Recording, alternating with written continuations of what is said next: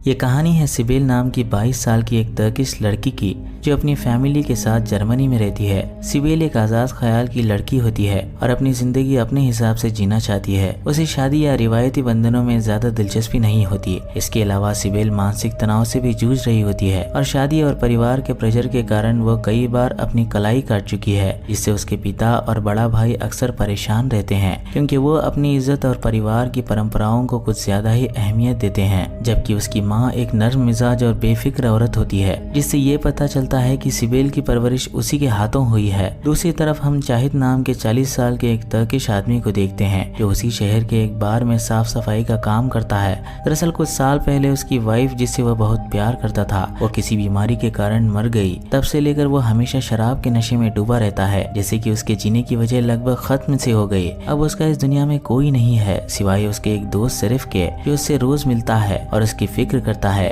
एक दिन जब वो बार में बैठा शराब पी रहा होता है तो उसकी एक दोस्त मरीन उसके पास आती है, जो एक हेयर ड्रेसर होती है, जो चाहिद को बहुत पसंद करती है और उससे शादी भी करना चाहती है। लेकिन चाहिद उसमें कोई खास दिलचस्पी नहीं दिखाता। ये देखकर वहाँ बैठा एक शराबी आदमी उससे कहता है कि तुमने इतनी खूबसूरत लड़की को कैसे इनकार कर दिया, मुझे लगता है कि तुम एक नपुंसक हो। ये सुनकर चाहिद को गुस्सा आ जाता है और वो उस आदमी को बुरी तरह पीटने लगता है। तभी बार का मालिक निको, जो चाहिद का ही एक दोस्त होता है, वो चाहिद को बार के बाहर भेज देता है और चाहिद बाहर आकर ये फैसला करता है कि वो इस दर्द भरी जिंदगी से मुक्त होने के लिए अपने आप को ही खत्म कर देगा, जिसके लिए वो अपनी कार को तेजी से चलाता है और एक दीवार से जा टकराता है। पर उसे कुछ नहीं होता, सिर्फ झटके के कारण उसके नेक पर एक गहरी मोच आ जाती है, जिसके कुछ दिन बाद हम उसे एक हॉस्पिटल में देखते हैं जो एक साइकियाट्रिस्ट से मिलने का वेट कर रहा है और उसके ठीक सामने सिबेल भी बैठी उसे घूर रही होती है, जिसकी कलाइयों पर पट्टी बंधी हुई है, यानी कि उसने भी चाहिद की तरह फिर से अपने आप को खत्म करने की कोशिश की थी और अब उसे काउंसलिंग के लिए भेजा गया है। अब जैसे ही चाहिद का नाम पुकारा जाता है,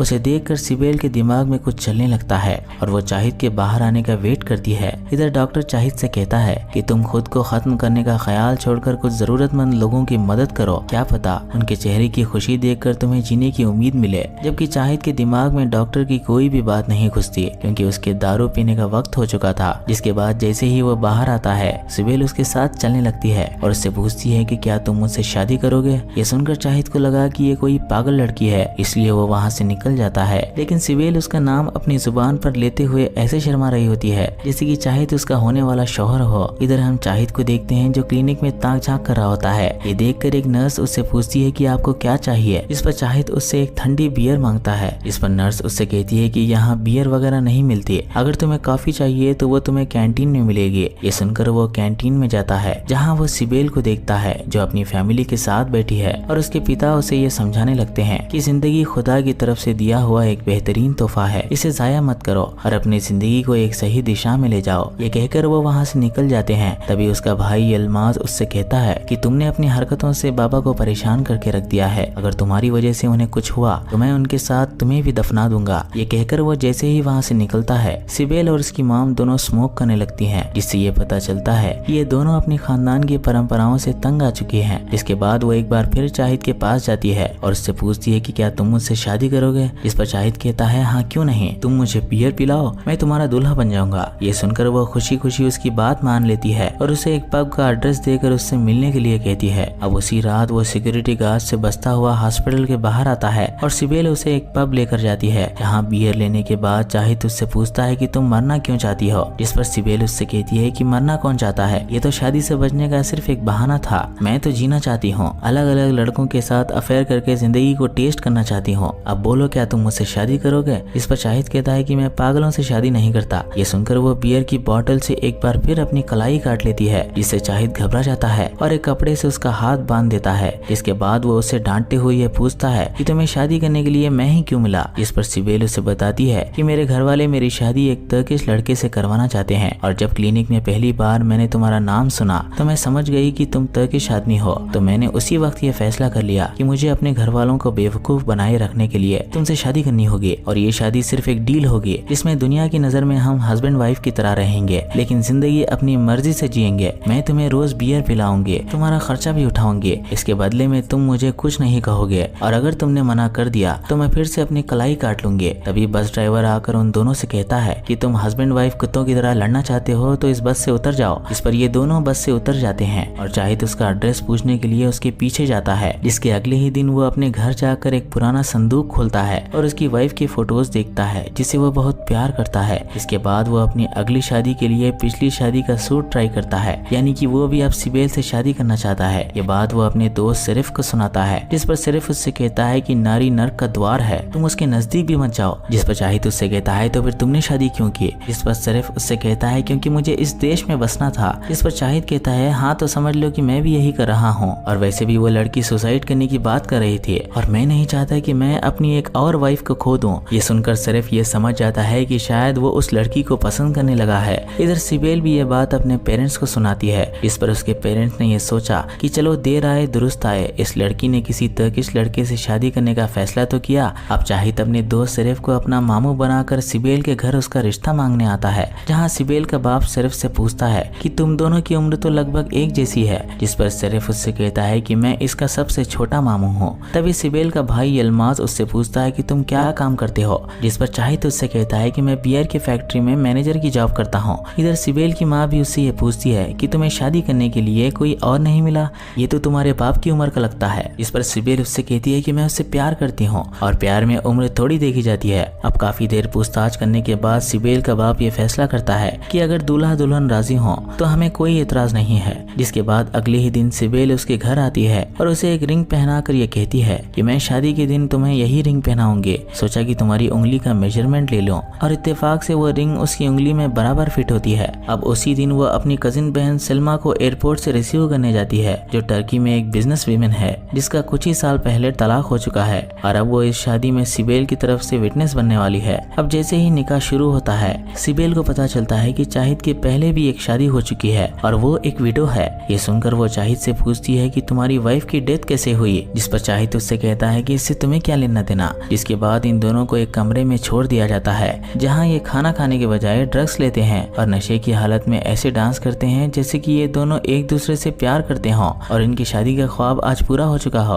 अब शादी के बाद नशे की हालत में ये जाहिद के घर जाते हैं, जहाँ सिबेल उससे कहती है कि तुम भूल गए कि मैं तुम्हारी दुल्हन हूँ। जिस पर जाहिद उसे उठाकर घर के अंदर ले आता है। तभी सिबेल की नजर उसकी वाइफ की फोटो पर जाती है जो दरवाजे पर लगी थी। ये देखकर वो उसका नाम पूछती है, जिस पर जाहिद को गुस्सा आ जाता है और वो उसे बाहर जाने के लिए कहता है। सिबेल भी हर्ट होकर बाहर निकल जाती है। जिसके जाते ही कई दिन बाद जाहिद अपनी जुबान पर उसका नाम लेता है कि उसका नाम कैथरीन है। दरअसल उसने ऐसा इसलिए किया क्योंकि वो उसकी वाइफ की डेथ को उसकी जिंदगी का सबसे बड़ा जख्म मानता है। वो अभी तक उस सदमे से उभर नहीं सका। वो अभी भी डिप्रेशन और गिल्ट में डूबा हुआ है, इसलिए अचानक वो गुस्सा हो गया। इधर सिबेल एक हैंडसम बारटेंडर को देखकर उसे अपना दुखड़ा सुनाती है कि मेरे हस्बैंड ने मुझे शादी की रात ही नकार दिया। ये सुनकर वो उसके इरादे समझ जाता है और उसे अपने घर ले जाता है। अब वो पूरी रात उस बारटेंडर के साथ गुजारती है और सुबह खुशी खुशी जाहिद के घर आ जाती है। जिसके बाद वो सलमा को एयरपोर्ट छोड़ने के लिए जाती है, जहाँ सलमा उससे पूछती है कि तुम्हें शादी करने के लिए ये बेवड़ा ही क्यों मिला? जिस पर सिबेल उसे यह इशारा देती है कि मैं शादी करना ही नहीं चाहती थी। ये सुनकर सलमा भी ये समझ जाती है कि उसके बाप और भाई के दबाव के कारण ही उसने ये शादी की है। वो जाने से पहले उससे ये कहती है कि अगर इस शादी से तुम्हें कोई तकलीफ हो तो तुम सीधे इस्तांबुल आ जाओ। जिसके बाद इस शादी को 6 महीने गुजर जाते हैं, जहाँ हम उन दोनों को देखते हैं जिनके बीच अब अच्छी दोस्ती हो चुकी है और सिबेल ने उसके घर को एक घर की तरह सजा दिया है।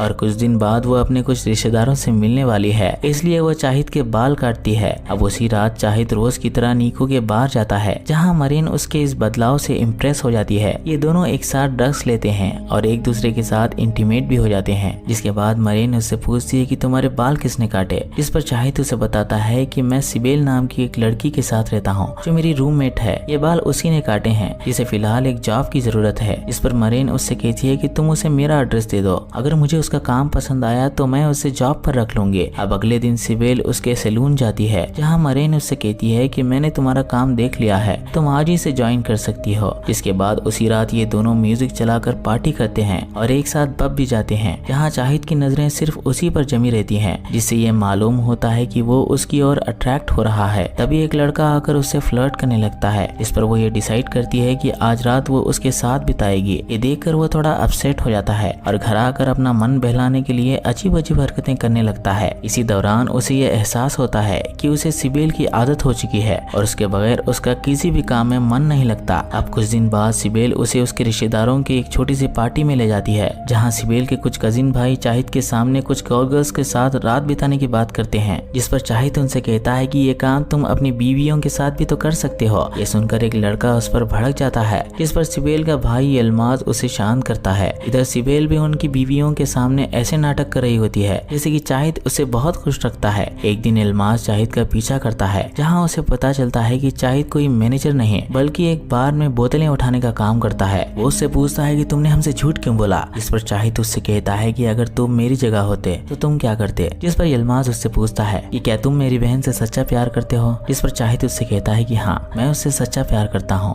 ये सुनकर यल्माज उसे हक कर लेता है। इसके बाद वो सिबेल को लेकर नीको के बाहर जाता है, जहाँ सिबेल नीको को देखकर ये डिसाइड करती है कि वो आज रात उसके साथ बिताएगी, जबकि चाहिद शराब के नशे में वहीं सो जाता है। और ये देखकर मरीन उसे उकसाने लगती है, जिससे ये दोनों भी एक दूसरे के करीब आ जाते हैं। एक तरफ ये दोनों अपनी जाती जिंदगी को एंजॉय कर रहे होते हैं और दूसरी तरफ ये घर पर हस्बैंड वाइफ की तरह रहते हैं। सिबेल उसे अपनी माँ के सिखाए हुए पकवान बना के खिलाती है। इस पर चाहिद उससे कहता है कि तुमसे शादी करना तो एक फायदे की डील है। तभी बातों बातों में सिबेल उससे कहती है कि मेरी माँ ने मुझसे पूछा कि तुम दोनों बच्चे कब पैदा करोगे। ये सुनकर चाहिद कुछ सोचने के बाद उससे कहता है कि चलो एक बच्चा पैदा कर ही लेते हैं। जिस पर सिबेल हंसने लगती है और उससे कहती है कि अगर माँ ने इस बारे में एक और बार पूछा तो मैं उनसे कह दूंगी कि तुम एक नपुंसक हो और तुमसे डिवोर्स लेने के लिए मैं सबको यही बात बताऊंगी। ये सुनकर चाहिद का मूड ऑफ हो जाता है और वो खाना खाए बगैर ही वहाँ से निकल जाता है। सिबेल भी ये समझ चुकी थी कि चाहिद के मन में क्या चल रहा था, इसलिए वो भी गुस्से में उस खाने को फ्लश कर देती है और ड्रग्स लेकर पब के लिए निकल जाती है। वहीं चाहिद भी नीको के बाहर जाता है, जहाँ मरीन फिर से उसके करीब आने लगती है। इस पर चाहिद उसे अपनी वेडिंग रिंग दिखाकर ये कहता है कि जिस सिबेल को मैं यहाँ लेकर आया था वो मेरी वाइफ है। ये सुनकर मरीन को एक झटका लगता है। वो उससे पूछती है तो क्या तुम उसके साथ भी सोते हो, जिस पर चाहिद कहता है नहीं, हम एक साथ नहीं सोते। इस पर मरीन उससे पूछती है तो फिर ये कैसा रिश्ता है, जिस पर चाहिद कुछ नहीं कहता और अपनी रिंग लेकर वहाँ से निकल जाता है। जिसके बाद वो सिबेल से मिलने के लिए उसके क्लब जाता है, जहाँ सिक्योरिटी गार्ड उसे रोककर ये कहता है कि ये सिर्फ कपल्स के लिए है। तभी सिबेल आकर उसे अपना हस्बैंड बताती है और उसे क्लब के अंदर लेकर आती है। तभी चाहिद उससे कहता है कि मुझे माफ कर दो, मैं खाने के बीच ही उठकर चला गया, दरअसल मैं पागल हूँ। जिस पर सिबेल भी उससे कहती है कि मैं भी तुम्हें मिस कर रही थी, अच्छा हुआ तुम आ गए। अब ये दोनों दोबारा से दोस्त बन जाते हैं और पहले की तरह एंजॉय करने लगते हैं। तभी एक लड़का सिबेल के करीब आने लगता है पर यहाँ सिबेल उसे मना करने लगती है, क्योंकि कहीं न कहीं उसे ये एहसास होने लगा है कि उसके और चाहिद के बीच एक केमिस्ट्री डेवलप होने लगी है। ये देखकर चाहिद भी उस लड़के को सिबेल से दूर रहने के लिए कहता है, पर वो लड़का चाहिद पर हाथ उठाता है, जिससे उन दोनों के बीच लड़ाई हो जाती है, जिसमें उस लड़के के दोस्त चाहिद को बुरी तरह पीट देते हैं। तभी सिबेल उसे बचाकर बाहर लेकर आती है और उससे कहती है कि कभी कभी तो मैं तुम्हें समझ ही नहीं पाती। इस पर चाहिद कहता है तो फिर समझने की कोशिश करो कि मैं तुम्हारे लिए क्या हूँ। इसके बाद ये दोनों घर आकर हस्बैंड वाइफ की तरह एक ही बेड पर लेट जाते हैं और धीरे धीरे एक दूसरे के करीब आने लगते हैं। तभी सिबेल उसे रोककर ये कहती है कि मैं ये नहीं कर पाऊंगी, क्योंकि अगर मैंने ये किया तो मैं सच में तुम्हारी वाइफ बन जाऊंगी और जब तुम मुझे किसी और के साथ देखोगे तो तुम बर्दाश्त नहीं कर पाओगे। ये सुनकर चाहिद खुद को रोक लेता है और आखिरकार सिर्फ को ये बता देता है कि मुझे उस लड़की से प्यार हो गया है, मैं उसे किसी और के साथ नहीं देख सकता। ये कहकर वो खुद को चोट पहुंचाने लगता है, जिस पर सिर्फ उससे कहता है कि मैंने तुम्हें पहले भी समझाया था कि तुम लड़की के चक्कर में मत पड़ो। ये प्यार एक लकड़ी के घोड़े की तरह है जो सवारी तो देता है पर मंजिल तक नहीं पहुंचाता। इधर सिबेल भी उसी के ख्यालों में खोई रहती है। इस पर मरीन उससे पूछती है कि तुम दोनों के बीच क्या चल रहा है, जिस पर सिबेल उसे कुछ नहीं बताती, क्योंकि वो अभी भी पूरी तरह श्योर नहीं थी। तभी मरीन उसे जलाने के लिए उससे ये कहती है कि चाहिद अक्सर मेरे साथ सोया करता है। ये सुनकर सिबेल को गुस्सा आ जाता है और वो जॉब छोड़कर वहाँ से निकल जाती है। तभी रास्ते में उसे नीको मिल जाता है। वो उससे कहता है कि मैं फिर से तुम्हारे साथ सोना चाहता हूँ, जिस पर सिबेल उसे मना कर देती है, पर नीको उसके साथ जबरदस्ती करने लगता है। जिस पर सिबेल उसे बता देती है कि मैं तुम्हारे दोस्त चाहिद की वाइफ हूँ, तुम मुझसे दूर रहो वरना चाहिद के हाथों मारे जाओगे। ये सुनकर नीको को गुस्सा आ जाता है और वो चाहिद के सामने सिबेल के बारे में गंदी गंदी बातें करने लगता है कि उसने सिबेल के साथ संबंध कैसे बनाया था। ये सुनकर चाहिद का सब्र जवाब दे जाता है और वो नीको को एस्ट्रे से इतनी जोर से मारता है कि वहीं उसकी डेथ हो जाती है। जिसके बाद ये खबर पूरे शहर में फैल जाती है, जिससे सिबेल की फैमिली अपनी इज्जत बचाने के लिए सिबेल से अपने सारे रिश्ते तोड़ लेती है और सिबेल इस गम में एक बार फिर अपनी कलाई काट लेती है, लेकिन जल्दी उसे ये एहसास हो जाता है कि उसे चाहिद के लिए जीना होगा। इस पर वो अपनी कलाई पर पट्टी बांध लेती है और जैसे ही बाहर निकलती है उसका भाई अल्माज उसे मारने के लिए उसके पीछे दौड़ता है, लेकिन वो अपने आप को बचाते हुए किसी तरह सिर्फ के घर पहुंच जाती है, जहां सिर्फ उससे कहता है कि इससे पहले कि तुम्हारी फैमिली तुम्हें ढूंढती हुई मुझ तक पहुंचे तुम कहीं और भाग जाओ। ये सुनकर सिबेल को उसकी कजिन बहन सिल्मा की बात याद आती है। इसने उससे ये कहा था कि अगर तुम्हें इसी दौरान कोई तकलीफ हो तो तुम मेरे पास आ जाओ, लेकिन वो चाहिद को इस हालत में छोड़कर नहीं जाना चाहती है। इस पर सिर्फ उससे कहता है कि अब तक तो चाहिद ने जीने की उम्मीद भी छोड़ दी होगी। अगर तुम चाहिद से सच्चा प्यार करती हो तो जाने से पहले उससे ये वादा करो कि तुम उसका इंतजार करोगी। इस पर वो जाने से पहले चाहिद से मिलकर ये वादा करती है कि जब तुम जेल से बाहर आओगे तो हम अपनी सारी जिंदगी एक साथ गुजारेंगे, तब तक मैं तुम्हारा इंतजार करूंगी। जिसके बाद वो अपना हुलिया बदल लेती है और टर्की पहुंचकर अपनी बहन सिल्मा से मिलती है। अब कुछ दिन बाद हम उसे सिल्मा की होटल में देखते हैं, जहां वो एक अच्छी सी सैलून में जॉब मिलने तक हाउसकीपिंग की जॉब कर रही होती है। इसी दौरान सिल्मा उसे कंसोल करती है कि बहुत जल्द उसकी जिंदगी बदल जाएगी और वो उसकी तरह एक कामयाब औरत बनेगी। पर सिबेल को इसमें कोई दिलचस्पी नहीं थी, उसे बस चाहिद से मिलने का इंतजार होता है और वो इस रोज के काम से थक चुकी थी। इसी दौरान उसे ड्रग्स की तलब होने लगती है, जिस पर वो एक रात होटल के बाहर जाती है और कुछ अनजान लोगों से ड्रग्स के बारे में पता करने लगती है। इसी बीच वो चाहिद को एक लेटर लिखती है जिसमें वो उसे ये कहती है कि ये इस्तांबुल हम जैसों के लिए नहीं है, मगर मैं ये शहर तुम्हारे साथ देखना चाहती हूँ और मुझे तुम्हारे बाहर आने का इंतजार है। आखिरकार वो उस जगह पहुँच जाती है जहाँ ड्रग्स का नशा किया जाता है। वो खूब सारा नशा करती है और होटल वापस आकर ये फैसला करती है कि वो अब उन्हीं लोगों के साथ रहेगी, लेकिन सलमा उसे जाने से मना करती है। जिस पर वो सलमा से कहती है कि मुझे तुम्हारी तरह हस्बैंड को डिवोर्स देकर पैसों के पीछे नहीं भागना। ये सुनकर सलमा उसे एक थप्पड़ जड़ देती है। इसके बाद वो उसी रात उस बार में अच्छा खासा नशा करके झूमने लगती है और कुछ देर बाद बेहोश हो जाती है। इसके बाद उस बार का मालिक उसका फायदा उठाता है और उसके होश में आते ही उसे वहाँ से जाने के लिए कहता है। तभी रास्ते में कुछ बदमाश लड़के उसे छेड़ने लगते हैं, जिस पर वो उनमें से एक को मारने लगती है। ये देखकर वो सब उसे बुरी तरह मारकर वहाँ से जाने लगते हैं, जिस पर वो खुद को संभालने के बजाय गंदी गंदी गालियां देकर उन्हें और भी ललकारने लगती है, क्योंकि वो भी ये समझ चुकी थी कि उसकी जिंदगी अब पूरी तरह खत्म हो चुकी है। बिल्कुल उसी तरह जिस तरह चाहिद ने इस कहानी की शुरुआत में खुद को खत्म करने की कोशिश की थी। तभी उनमें से एक बदमाश आदमी उसे चाकू मारकर वहाँ से भाग जाता है। जिसके कुछ देर बाद वहाँ एक कार आती है जिसमें से एक अनजान आदमी निकलकर उसके करीब आता है। जिसके बाद कहानी कुछ साल आगे बढ़ती है और हम चाहिद को देखते हैं जो जेल से छूट चुका है और उसका दोस्त सिर्फ उसे लेने आया है। ये दोनों एक रेस्टोरेंट में खाना खाते हैं, जहाँ चाहिद सबसे पहले उससे ये पूछता है कि सिबेल कहाँ है, मैं उससे मिलना चाहता हूँ। जिस पर सिर्फ उससे कहता है कि सुना है कि वह टर्की में अपनी बहन सिल्मा के साथ है। ये कहकर वो उसे जेब खर्ची के लिए कुछ पैसे देता है। इसके बाद वो सिबेल के भाई यल्माज के पास जाता है और उसे सिल्मा के होटल का एड्रेस लेकर इस्तांबुल के लिए निकल पड़ता है। इस्तांबुल पहुंचकर वो एक सस्ती सी होटल में रुकता है और उसी दिन सिल्मा से मिलने के लिए उसके होटल जाता है। वो सिल्मा से उसकी खैरियत पूछता है, जिस पर सिल्मा उससे कहती है कि मैं हमेशा की तरह ठीक हूँ और सिंगल भी। दरअसल उसके इस बदलाव को देखकर सिल्मा की नीयत खराब हो चुकी थी, क्योंकि चाहिद ने शराब छोड़ दी है और अब वो सिर्फ पानी पीता है। वो उसे सिबेल के बारे में पूछता है, जिस पर सिल्मा उसे बताती है कि सिबेल की कुछ साल पहले ही शादी हो चुकी है और अब उसकी एक बेटी भी है और मुझे लगता है कि उसे तुम्हारी कोई जरूरत नहीं है। जिस पर चाहिद उससे कहता है कि तुम ये कैसे कह सकती हो, जब मैं सिबेल से पहली बार मिला था तो मैं मरा हुआ था, उसने मुझे प्यार दिया, ताकत दी और यहाँ आने से पहले मुझसे ये वादा किया कि मैं तुम्हारा इंतजार करूंगी। इसी आस के साथ आज मैं तुम्हारे सामने जिंदा खड़ा हूँ। क्या तुम्हारे अंदर मेरे प्यार को समझने की हिम्मत है? जिस पर सलमा उससे कहती है, क्या तुम्हारे प्यार में उसे वापस पाने की इतनी ताकत है? इसके बाद उसी शाम जब चाहिद अपने कमरे में होता है तो उसका फोन बजता है। जैसे ही वो फोन उठाता है वो सिबेल की जुबान पर अपना नाम सुनकर वहीं बैठ जाता है। वो उससे कहती है कि तुम मेरे कॉल का इंतजार करो, मैं तुमसे बहुत जल्द मिलूंगी। अब जैसे ही सिबेल का हस्बैंड शहर से बाहर जाता है, सिबेल अपनी बेटी को कुछ वक्त सलमा के पास छोड़ देती है और चाहिद से मिलने के लिए उस होटल जाती है। अब आखिरकार ये दोनों एक दूसरे के सामने होते हैं, जहाँ सिबेल उसके साथ उस अधूरे काम को पूरा करती है जो उसने उस रात बीच में ही छोड़ दिया था। इसी दौरान चाहिद उससे कहता है कि तुम अपनी बेटी को लेकर मेरे साथ जर्मनी चलो, हम वहाँ एक नई जिंदगी की शुरुआत करेंगे। जिसके लिए सिबेल भी फौरन मान जाती है और अगली ही सुबह अपना सामान पैक करने लगती है। तभी उसे अपनी बेटी की आवाज सुनाई देती है जो अपने पिता के साथ खेल रही है, यानी कि अब उसका हस्बैंड वापस आ चुका है। ये सुनकर वो एक उलझन में पड़ जाती है। इधर चाहिद भी काफी देर तक उसका इंतजार करता है और जब उसे ये पता चलता है कि बस निकलने वाली है तो वो बस में बैठ जाता है। जैसे ही बस हिलने लगती है, बैकग्राउंड में हम चाहिद के दोस्त सिर्फ के उस डायलॉग को सुनते हैं कि कि प्यार एक लकड़ी के घोड़े की तरह है जो सवारी तो देता है पर मंजिल तक नहीं पहुंचाता। अब सवाल ये है कि क्या चाहे तो उसका इंतजार किए बगैर ही वक्त से पहले निकल गया, या फिर सिबेल अपने हस्बैंड को छोड़ नहीं पाई। इसी अधूरे मोड़ के साथ ये कहानी खत्म हो जाती है। उम्मीद है ये कहानी आपको पसंद आई होगी।